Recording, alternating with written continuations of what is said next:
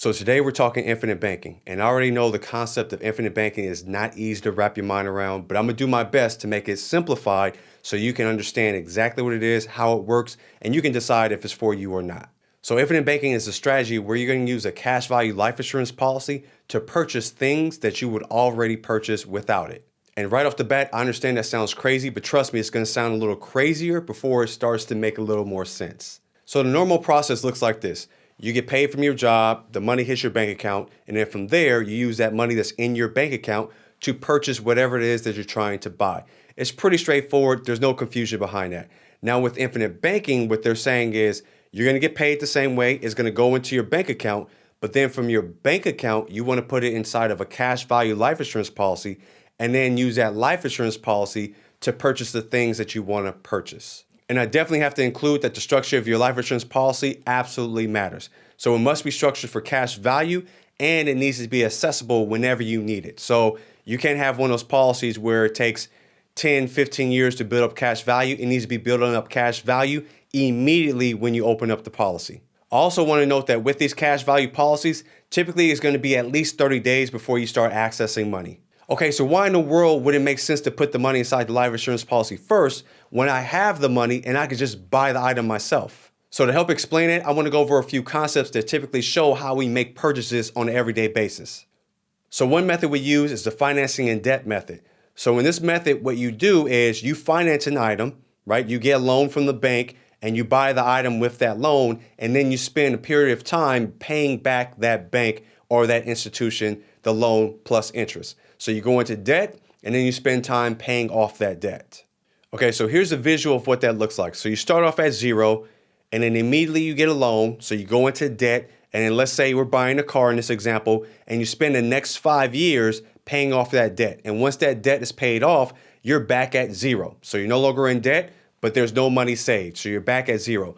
Then you do that again, and you do that again, do that again, and you do that again throughout your lifetime. You go into debt, you spend a period of time paying off that debt, and you're back at zero. So remember, no matter what, you end up back at zero.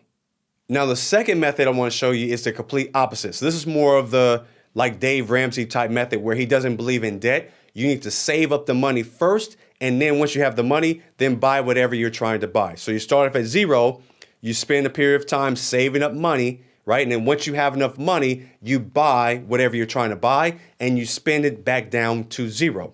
Then again, you save up money again, back to zero, save up, back to zero, save up, back to zero, save up, and back to zero. So in this situation, you're not going into debt ever, but guess what's common? You're going to constantly end up back at zero, whether you go through the debt method or you go through the savings method. You're constantly ending up back at zero. So what the infinite banking strategy is doing is they're kind of doing a hybrid of both, right? So they're going to use the debt method and use the saving method, bridge them together and create a strategy called infinite banking. So instead of saving money or financing, you're going to save money inside of your policy, inside of the cash value. And once that money has built up in your cash value, then you're not going to spend it down. You're going to borrow against your policy. And the reason you want to borrow against your policy is because, so let's say you have $80,000 in cash value and you want to borrow against it for $50,000. When you get that $50,000, it actually comes in the form of a loan directly from the insurance company. So it doesn't come out your cash value. It comes as a loan from the insurance company, and the insurance company is going to charge you interest rate. The reason that's so significant is because since the loan came from the insurance company, your entire $80,000 is still parked inside your cash value, earning compound interest, uninterrupted compound interest. So over time, you're going to pay back the insurance company. And once that loan has been paid back, you're not back at zero. You're at a higher watermark. The reason is because, remember, that entire amount of money was still parked, earning compound interest. So that extra money made must be accounted for, which means you're not back at zero. And then you do it again. And every time you do it over and over, since you have the uninterrupted compound effect, you're going to constantly earn interest on every single dollar that you've borrowed against throughout the life of the policy. So that's more of the method of infinite banking, is bridging the gap between the going into debt or financing and saving up your money and spending your money. It creates like a hybrid effect. So I want to show you an example using numbers of what this would look like. So let's say you were going to finance a car and the car is $50,000 and you're getting a 5% interest rate and you're going to pay it over a 5-year period of time. Okay. Now your monthly payment will be $943. That's what you would have to pay the bank or credit union or whoever you use to finance the car. Now, over that 5-year period of time, you would have paid $6,613 in interest alone. Because remember, you're paying interest back to that bank. So your total payments would have been $56,613. So your $50,000 car would have cost you $56,613 if you were to finance it with a bank.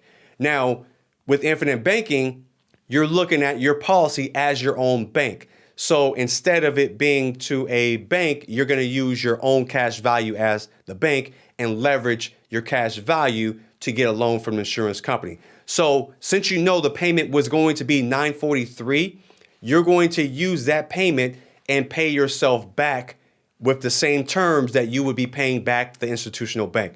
So I always tell people, if you're going to use this strategy, treat your own bank with the same respect that you would treat an institutional bank, because you have to pay them back a certain amount of money every single month. So you pay yourself back a certain amount of money every single month.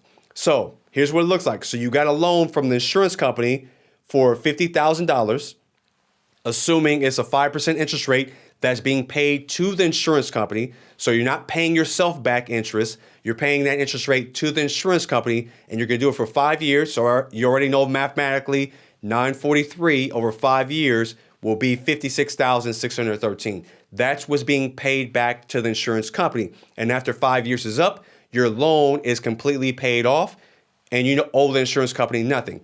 But at the same time, since your $50,000 was technically not touched, it's still sitting in that cash value account getting compounded growth. So that $50,000 grows at 5% over 5 years. So we're going to assume you're paying 5% and you're earning 5%. So I'm not assuming you're getting the extra spread or anything like that. Assuming it's a wash loan, 5 versus 5. You're paying 5 and you're earning 5. So it seems like it should be the same number, but that's not how compound interest works. So that $50,000 is earning 5% and you do it over 5 years. You have earned $14,200 in pure interest on that $50,000. So the ending balance would have been $64,200.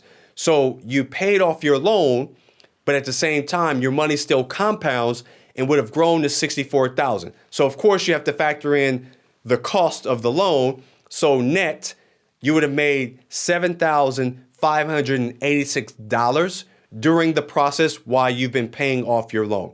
Why does that happen? Because you have a loan for $50,000, but you're making a $943 payment every month. So every month, you're dropping that $50,000 smaller and smaller. So eventually it's to the point where you're paying 5% on $30,000 and you make some more payments over time. Then it gets to $20,000, then it gets to $10,000. Eventually it's paid off completely. So what you're paying is on a smaller number every time you pay down that loan every single month, versus on the compounded growth side, that $50,000 is earning interest. So now that $50,000 plus the interest is earned is also earning interest and becomes a compounding effect. So this is the infinite banking strategy of why people use it and why you can get a 5% interest rate credited towards you and pay a 5% on a loan that you're paying down. But because of how compound interest works, you can actually make a $7,500 spread on a loan over a 5-year period using $50,000. Now, people use this to buy cars, people use it for real estate. You can use it for whatever you want, but these are just numbers behind it, and you can decide if it's something that you want to look into further or not. If so, you can reach out. We can help you with it. So I hope this video helped with the infinite banking concept. If you have any questions, put them in the comment section below. Always put a happy face in the comment section if you found value. That way, YouTube knows to send this video out to more people. And again, I appreciate you watching. You guys take care, and I'll see you in the next video.